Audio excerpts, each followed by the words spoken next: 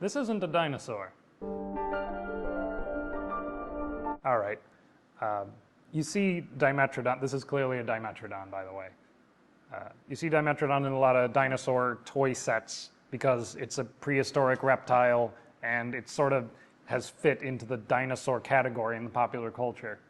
More so, at least, than, you know, woolly mammoth or the Smilodon or what have you. Was not a dinosaur.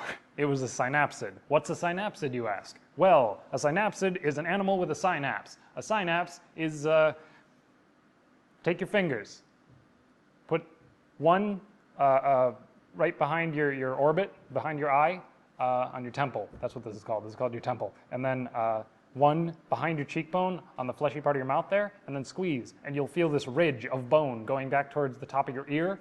That is your synapse. Congratulations, you're a synapsid. You are more closely related to Dimetrodon than Dimetrodon was to any dinosaur that ever lived. Reptiles diverged at the beginning of the Permian period, right before this guy showed up. About 300 million years ago. This guy would have been 290 to 270 million years ago.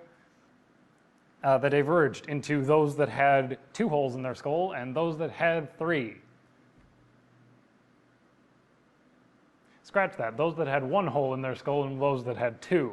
I was counting the orbit when I counted those up, but I wasn't counting the nose. So anyway, you have synapsids, which are these, and diapsids, which includes all living reptiles and birds.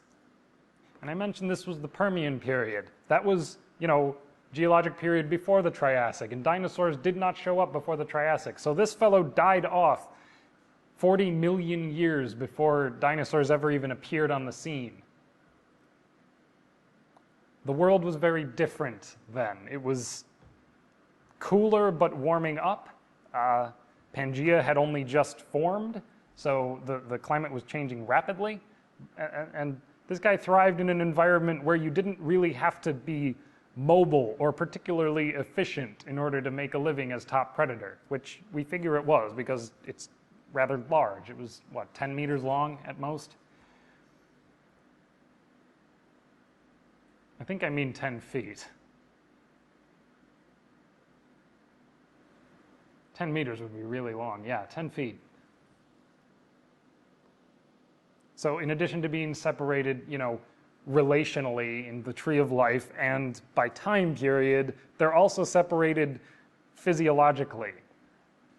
The most obvious difference is the skull. And I know it might seem kind of arbitrary to say, well, there's 2 lineages of land vertebrates, and they're differentiated by a hole in the skull, but that's the point of divergence. Archosaurs had that extra hole in the front, and it made their skulls lighter, and they were able to be more mobile. That was not their only mobility adaptation, but it was an important one. Dimetrodon had a rather solid, heavy skull on it, and they have the skull a little incorrectly shaped. There should be more of a swoop going up towards the snout, and the premaxillary bone, the very front of the mouth, has this sort of snaggletooth thing going on. Speaking of the teeth, Dimetrodon means 2 measures of tooth, which is weird because it actually had more like 3. It had basically incisors at the front of its mouth, and then what we would call canines, but apparently they weren't true canines, and then it had smaller teeth going towards the back of the mouth. This is in contrast to, you know, archosaurs or any dinosaur, except Heterodontosaurus, hence the name, because dinosaurs would tend to have 1 type of tooth per mouth, unless they had a beak, in which case they would have a beak and teeth, which is kind of a clever way of getting around that, if we can call macroevolution clever. Speaking of the snout, there's evidence that there's these ridges on the top of the snout where that could have been an attach point for a cartilage structure. So even in such an early synapsid, we're already seeing the very beginnings of what we would call a nose. It probably only looked like any other reptile, but that's another divergence from dinosaurs, which, you know, pretty classic skin stretched over the top of the skull snout going on with them. Getting into the gait, the posture of the creature. Probably one of the reasons that Dimetrodon is so popular to include with dinosaurs is that it fits so well into the conception of dinosaurs as sluggish, sprawling lizard creatures, because that's sort of what this was. It was active, but it wasn't particularly mobile. Like, it had the sprawling gait like a lizard. It would lift its body up to move, but it rested with its body on the ground, whereas dinosaurs and mammals have their legs under them to rest. Not to sleep necessarily, but they don't have to lift up to move and then set down to rest. They're much more efficiently built. He's got a pretty robust tail too. Dimetrodon had a rather long tail, like 1/3 to 1/2 of its length was tail, but it was skinny. Even that was slightly mammalian looking, what we would call mammalian looking, with the sort of maybe dragging it on the ground, but probably just holding it slightly off the ground, whereas a dinosaur would be using it for balance. It would be this big S-curved muscular thing. And there's a lot I could say about the difference between a Dimetrodon's hip and a dinosaur's hip, but I've talked so much about dinosaur hips already, you can probably imagine. Ankles too, for that matter. Point is, after the Permian Triassic extinction, which is when 95% of all life on Earth was dead, that's when dinosaurs were able to emerge. This guy and most of his descendants and all of his ecosystem had to collapse in order to create a world in which dinosaurs could thrive, because they were more efficient and capable of existing in that sort of post-apocalyptic wasteland that was the early to mid-Triassic. Which is all I can really think of as far as Dimetrodon not being a dinosaur. This has been your Dinosaurs Are Wrong. Thank you for watching. Please go to thegeekgroup.org to find out how you can become a member and donate. You could even like, comment, and subscribe. Comment with dinosaurs that you'd like me to take apart. You could even send me a toy dinosaur to have on the show. Our address is in the description. We will see you next time.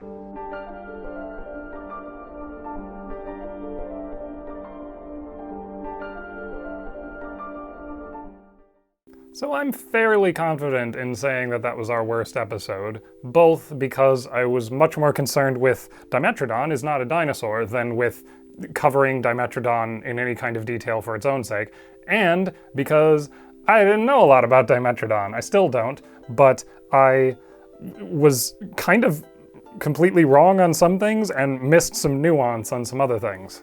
I also misspoke a whole bunch. We would just do a new take nowadays if I messed something up like saying meters instead of feet. But I was just swinging for the fences back then. Just, yeah, I can characterize the amniote radiation with almost no prep, sure. Turned out about as well as you might think.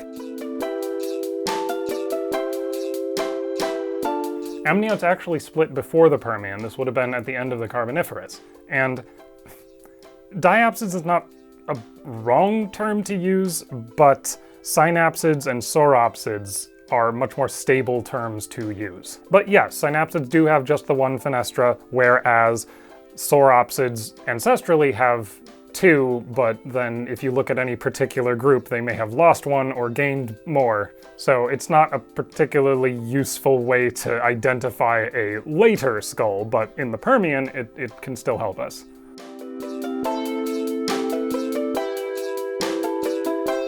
Dimetrodon's activity and mobility level were probably not as low as I characterized them. It wasn't on the level of like a bipedal dinosaur, obviously, but not the sluggish, unable to haul its weight around hulk that I portrayed it as. We have skeletal evidence that they would have had higher energy efficiency than we might expect when moving. And there's trackway evidence from a related animal called Dimetropus, which I believe is just an ichnotaxa, showing an animal like this walking in an approximation of the semi-sprawled posture that crocs will adopt. This is sometimes called a high walk. I did this throughout the episode. I would talk about it like it's a failure of an animal where it would tire easily and have to lay back down after any burst of activity, and that doesn't seem to be the case. I neglected to mention that Dimetrodon actually varies in size between species really substantially. We have little tiny Dimetrodon teutonus, which is 0.6 meters long. The focus of our episode was Dimetrodon grandis, which is 3.2 meters long, and then Dimetrodon angelensis is all the way up at 4.6 meters long. There might be more exceptions than not to the statement that dinosaurs tend to only have one type of tooth in their mouth. Like, that is just a bizarre thing to say. Dimetrodon's teeth show this interesting variation to them where some species have just smooth carinae, which are the cutting edges of the teeth, but then Dimetrodon limbatus, which I think is the type now, has wrinkles in the enamel, forming a sort of partial serrated cutting edge, and then Dimetrodon grandis shows true zyphodont dentition, which is where the dentine and the enamel are involved in making the serrations. And so independently, this one species hit on the type of tooth that's going to dominate life for hundreds of millions of years. While we're on the teeth, in my animations, showed the teeth really poking out of the mouth. Like, even when it's closed, you would probably see those teeth out beyond the extraoral tissues. I couldn't find any information on like what osteological correlates we would be looking for in these animals. I'm not familiar with the facial tissues of synapsids, but as far as I know, based on extant phylogenetic bracket, we would expect the teeth to not be showing when the mouth is closed, which means that that notch at the front of the mouth would be obscured by the extraoral tissues. I elected not to really change the posture of the neck compared to this toy, or this toy for that matter, which does the same thing, where it's this old-fashioned dinosaur-looking way to hold the head, but these objectively worse toys actually are closer to reality. Dimetrodon had an extremely short neck. It was only 5-ish cervicals. In life, the head would have looked kind of like it's squished and continuous with the body. Decently muscular neck, mind you, like plenty to work with. It's just not this dinosaurian-looking posture and proportions, which I wonder if portrayal like this might have contributed to the Dimetrodon as a dinosaur misconception. I caught this error in post, but the nose of Dimetrodon bears elaboration, no pun intended. Inside the sinus cavity are these ridges on the bone, which are probably attachment points for these cartilaginous structures called nasoturbinals. They are an adaptation for the sense of smell. You occasionally see Dimetrodon restored with an external cartilaginous nose, like a mammal-like nose. As far as I know, that is incorrect. The mammal movable nose evolved stepwise by replacing the premaxilla with a bone called the septomaxilla. And Dimetrodon has a septomaxilla, but it's tiny and it's entirely inside the nasal chamber. The premaxilla is still the main event when it comes to the snout tip of Dimetrodon. So I was sort of correct in saying that it was taking the first step towards a mammal-like nose, but like on accident.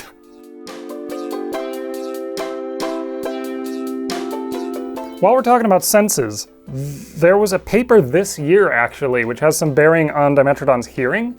So none of these toys, as far as I can see, show a external ear, not even just a simple hole. Historically, Dimetrodon has been thought to have pretty poor hearing, below 1,000 hertz, only really able to detect vibrations through the ground, not so much vibrations through the air. This is because there's debate as to whether they would have had a tympanic membrane, an eardrum, but the bone that we have that vibrates against the eardrum, the stapes, in Dimetrodon was this huge strut supporting the brain case, so probably not used for transmitting sound. However, this year, workers CT scanned the back of a Dimetrodon skull and found structures that would be used to pick up sounds at like 2750 hertz, way higher than was previously thought.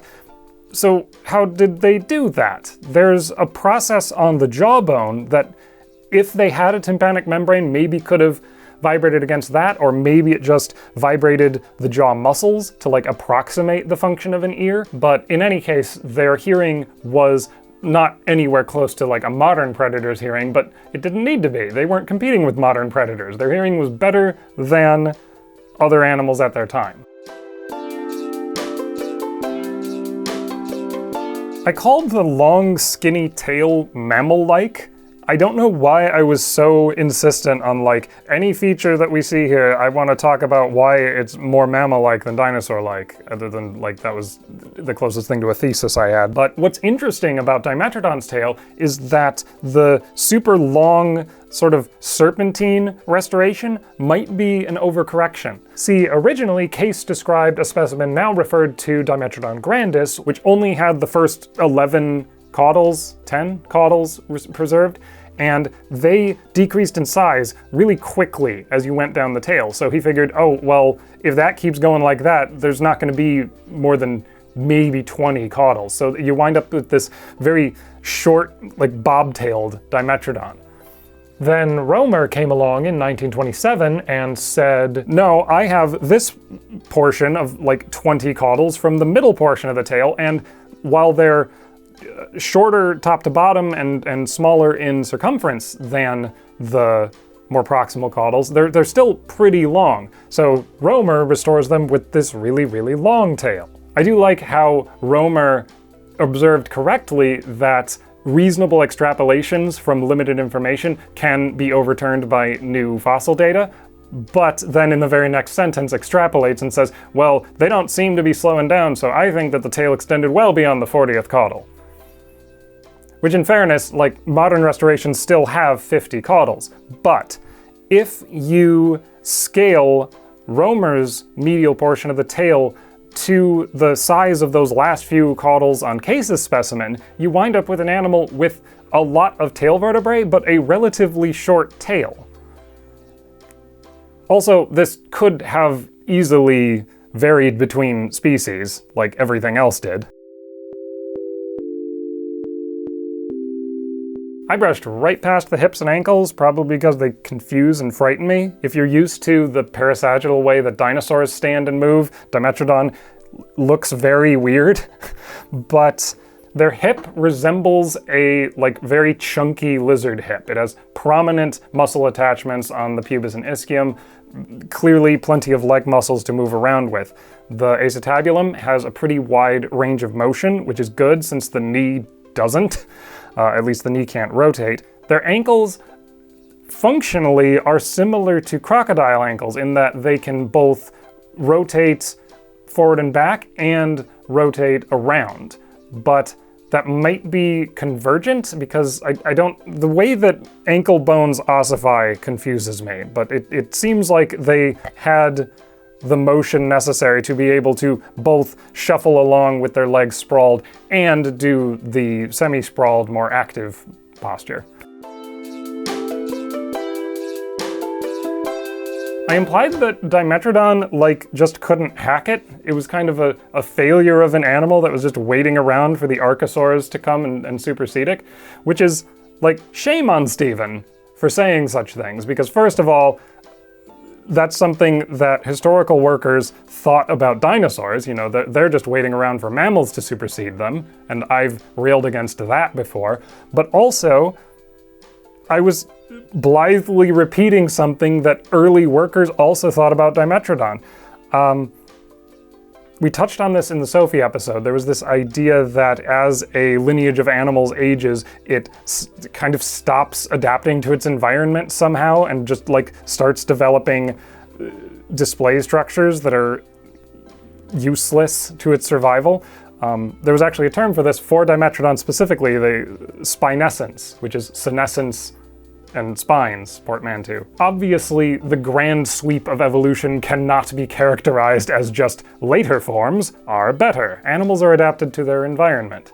Also, I kind of implied that Dimetrodon was killed off in the Great Dying. That is not the case. They disappeared by the middle of the Permian. They were extremely successful apex predators for like 20 million years, and Romer actually observed this. He was criticizing the spinescence view, and he said, if Dimetrodon is senescent, decrepitude would appear to be a blessing. Since we're at the spines now, most of these toys show the sail continuing onto the tail. As far as I know, that is not correct. The neural spines on the base of the tail are long, but not so long that they reach the ornamental scale of the ones over the back or over the hip. Also, the ones on the sacrum and the posterior portion of the torso curve backwards, the ornamental spines do, so you wind up with the rear edge of the sail sort of overhanging the tail, but not being attached to it. The biggest change from the historical portrayal of the sail came in 2012, when a paper by Rega and co-authors found that the tips of the neural spines actually extended past the fleshy sail by some amount. Now, they were looking at Dimetrodon giganhomogenes, so what they found there might not necessarily apply to every species of Dimetrodon. They were looking at the tissue of the spines and found that there were 3 distinct zones. Towards the base, they are adapted for tendon and muscle attachments, so you probably wouldn't see this really sharp division between the back of the animal and the sail. It was probably a more gradual or stepwise transition. Then in the middle of the spine, where it's got these Sharpie's fibers that correlate with having flesh or membranes between them, broken spines, which seemingly happened fairly regularly, would heal more or less straight. So they had tissues splinting them. Whereas in the more distal portions of the spines, broken or bent bone heals at all kinds of wacky angles. And the way that the muscles and tendons of the back integrated with the proximal portions of the neural spines actually resisted bending, and meant that when the animal's spine was undulating side to side as it walked, it lost less energy to that bending. It was an adaptation for mobility, or at least the proximal portions of the spine were. The distal portion was probably for display. See, Rega also found that the way that the spines grew was to remain somewhat short while the rest of the animal was growing at a pretty steady, slow rate. The spines had a distinct growth spurt. And they don't know if that's the animal reaching sexual maturity or reaching a position of social dominance, but in any case, seems to be a social signal rather than just some kind of metabolic need or such like. Most of these toys, including the one we originally featured, have a pretty, shallow torso. That's not the case. Ribs 9 through 13 were quite deep on Dimetrodon, though some historical depictions take that a bit far. Scott Hartman made some observations about Dimetrodon's torso, specifically the way that it would have held its spine, and he showed that having it be pretty straight or having, just a gentle curve seems not to be the case. He reconstructs it with more of a up and down, more derived therapsid-looking posture. I don't know enough about these animals to say what that would imply, but it sure looks neat. And it squares with the way that the spines bend, because they're not actually straight up and down like most of these toys portray them. They have distinct fanning out, and bending the spine the way he did lets them be more evenly spaced. I didn't talk about integuments at all, but all of these toys, except for the really low effort ones, show a tuberculate scaly pavement. I don't know if that's accurate. See, we have traces from other non-therapsid synapsids, say that 10 times fast, where we know that they would have had scutes on the belly, but then beyond that, they had scaleless, just mammal-like skin. And I don't know to what extent the whole rest of the animal would have been just wrinkly, scaleless skin, or maybe it had other scutes elsewhere, or maybe it did have patches of tuberculate pavement. We know that, parts of its skeletal anatomy were not just in between reptile and mammal. It was a mosaic of some features that are more reptile-like and some features that are more mammal-like. And probably its integument was no exception. But that's another thing showing out, these are not just like a first draft of an animal. These are not just some primitive template that was left to be improved upon. These were the first fully terrestrial amniote apex predators, if you'll excuse the overly specific superlative, but they were experimenting with some adaptations that would be successful for hundreds of millions of years, convergently, mind you, but just because their successors did some things better doesn't mean that Dimetrodon was a failure, and I shouldn't have implied as such. Dimetrodon probably merits a revisitation in a full, proper Your Dinosaurs Are Wrong episode, but for now, this is what we've got. So thank you for watching this Your Dinosaurs Are Wrong archive. Remember to like, comment, and subscribe, and we will see you all next time. We would like to extend a special thank you to these individuals who have gone above and beyond to support this show. We could not have done it without you. Thank you.